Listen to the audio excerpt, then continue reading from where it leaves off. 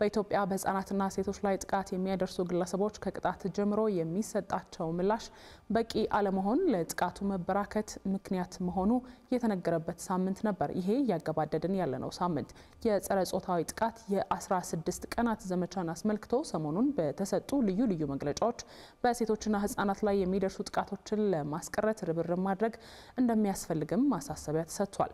በተጨማሪም ህፃናትና ሴቶች ከትምህርት ገበታ ውጪ መሆን ለጥቃት ተጋላጭ እንደሚያደርጋቸው የተነገረ ሲሆን ይህንኑ ጥቃት በተመለከተ ከህዝብ እንደራሴዎች ከሀገር ሽማግሌዎችና አባገዳዎች የቀረበውን ጥሪ የተመለከቱ መረጃዎችን ሰላማዊት ኬታሰው በተከታዩ የትኩረት ጥንቅሯ ተመልክተዋለች። አቤላ አበበ እንደሚከተለው ያቀርበዋል። ኢትዮጵያ ባሳለፍነው የአውሮፓውያኑ 2024 በኮሎምቢያ ቦጎታ የህፃናት ጥቃት ስርዓቶችን ለማጠናከርና በህፃናት ላይ የሚደርሱ ጥቃቶች ማህበረሰባዊና ኢኮኖሚያዊ ተጽዕኖችን ለመፍታት እንዲሁም የህፃናትና ሴቶችን ጥቃት ለመከላከልና ምላሽ ለመስጠት ቃል ከገቡ ሀገራት መካከል አንዷ ናት። ይህንን ስምምነት ተከትሎም የ35 ሀገራት ተወካዮች የተገኙበትና በህፃናትና ሴቶች ላይ የሚፈጸሙ ጥቃቶችን መከላከል እንዲሁም ምላሽ መስጠት ላይ በተከናወኑ ተግባራት ላይ ያተኮረ የውይይት መድረክ በአዲስ አበባ የተካሄደው በዚህ ባገባደድነው ሳምንት ነበር።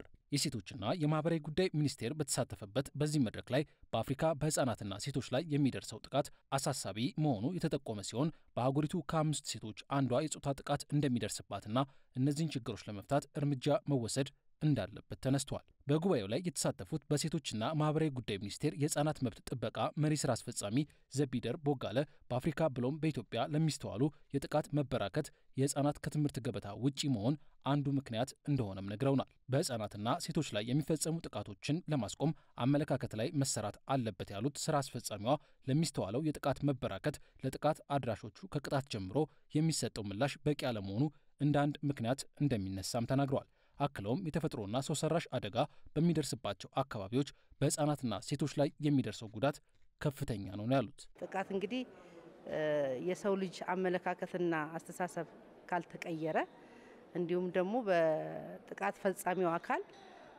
በፍትህ የሚያገኘው ውሳኔ አስተማሪ ካልሆነ ይቆማል ማለት አይቻልም። ይቀንሳል ግን ይቆማል ብለን አንልም። ህፃናት ከጥቃት የሚጠበቁት አንድ ትምህርት ላይ ሲሆኑ ነው።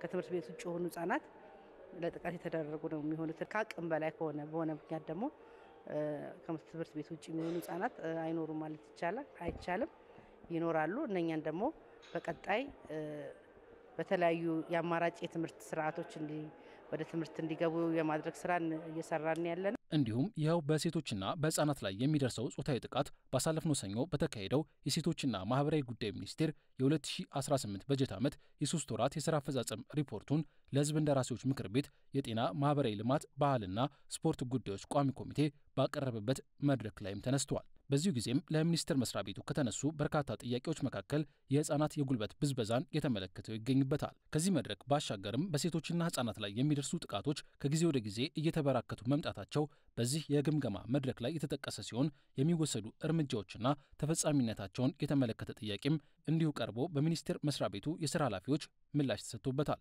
ምርመራው ከምስክር ባለፈ ደግሞ የፎረንሲክ ምርመራዎቹ በተሻለ መንገድ እንዲደራጁ ከማድረግ አንፃር ሰፊው ስራዎች የተሰራ ያለበት ሁኔታ ነው ያለው። ከዛ ውጪ እስከ ታች ድረስ የቀበሌ ድረስ ያሉ አደረጃጀቶች በተለይ በሴቶች በኩል በሴቶች ልማት ህብረትም ይህንን አጥፊው በሰፈር ካለ ጥቆማ እንዲያደርሱ ከፖሊስ ጋር አብሮ እንዲሰሩ፣ ሌላው ከፖሊስ ጋር ቅድም በሪፖርትም እንደቀረበው ከፖሊስ ጋር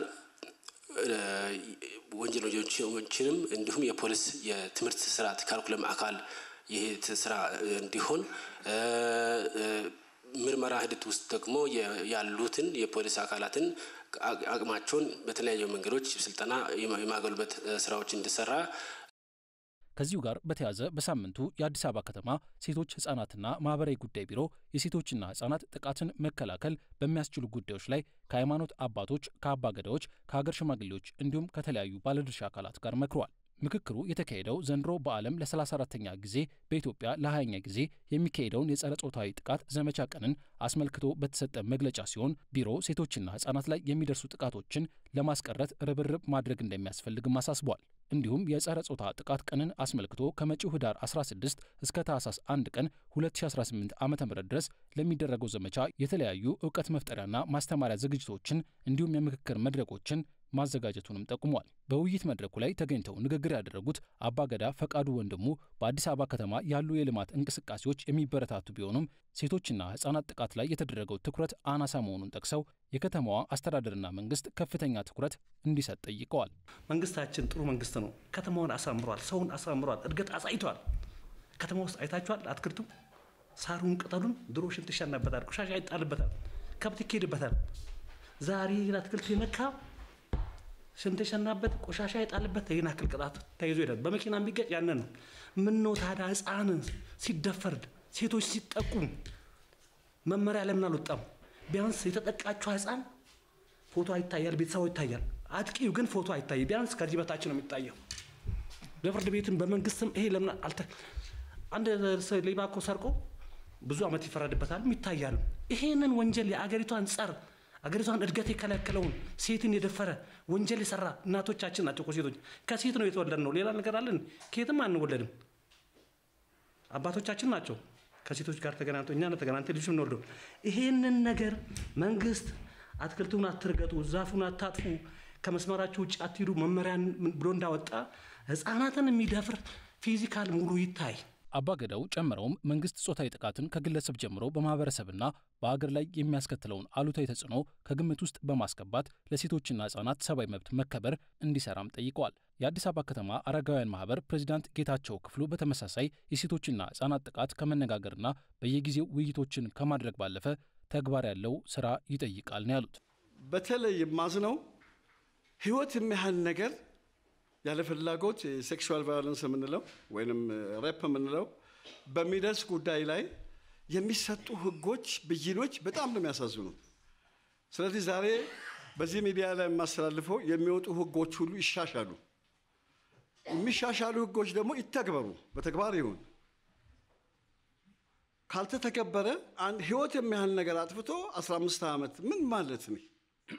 በስለት ሴት ልጅ ተወክታ አሲድ ተደፍቶባት የ10 ዓመት ይሄ አስተማሪነት የለውም። ሁላችንም ጉዳዩ የጋራችን ነው።